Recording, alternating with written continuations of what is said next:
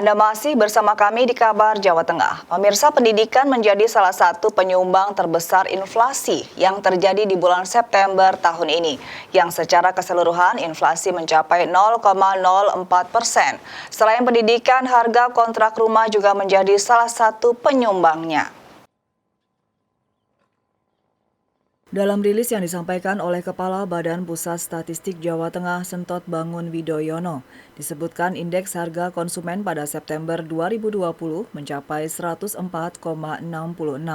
Inflasi di bulan September ini sendiri dipicu oleh kenaikan harga kontrak rumah dan kebutuhan untuk sektor akademis atau perguruan tinggi, di mana pada harga kelompok pengeluaran yaitu kelompok pendidikan memberi kontribusi terbesar terhadap inflasi sebesar 0,37%. Mengingat pada bulan September dimulainya masa pendidikan bagi mahasiswa baru di perguruan tinggi. Selain itu, dari kelompok bahan makanan, kenaikan harga minyak goreng dan bawang putih juga berpengaruh terhadap inflasi. Sejumlah kelompok pengeluaran diantaranya kelompok perumahan, air, listrik, gas, dan bahan bakar lainnya menyumbang sebesar 0,16%. Kelompok transportasi sebesar 0,12%. Sedangkan kelompok pengeluaran yang mengalami deflasi diantaranya kelompok makanan, minuman, dan tembakau sebesar 0,28%. Kelompok kesehatan sebesar 0,14%, serta kelompok informasi, komunikasi, dan jasa keuangan sebesar 0,4%.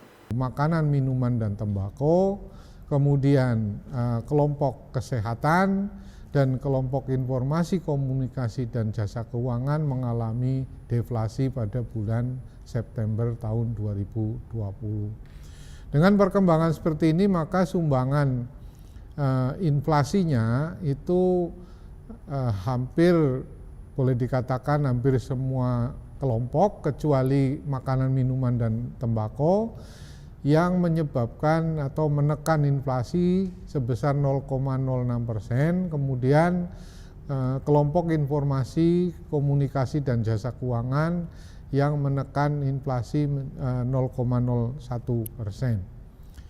Selanjutnya, kalau kita lihat komoditas yang menyebabkan inflasi adalah yang pertama diakibatkan oleh kenaikan pada kelompok perumahan tadi, kemudian listrik, gas, yang diutamakan komoditas atau jasa yang tertinggi naik inflasinya adalah kontrak rumah. Diikuti kemudian oleh komoditas minyak goreng dan diikuti juga oleh kenaikan di kelompok pendidikan, utamanya dari biaya perguruan tinggi atau akademi yang memang mulai masuk pada bulan September ini. Dari 6 daerah yang menjadi lokasi survei indeks harga konsumen di Jawa Tengah, tidak semua mengalami inflasi. Inflasi terjadi di kota Surakarta sebesar 0,09% dan Semarang sebesar 0,07%. Sementara deflasi terjadi di wilayah Kudus, Tegal, Purwokerto, dan Cilacap. Restu Indah melaporkan.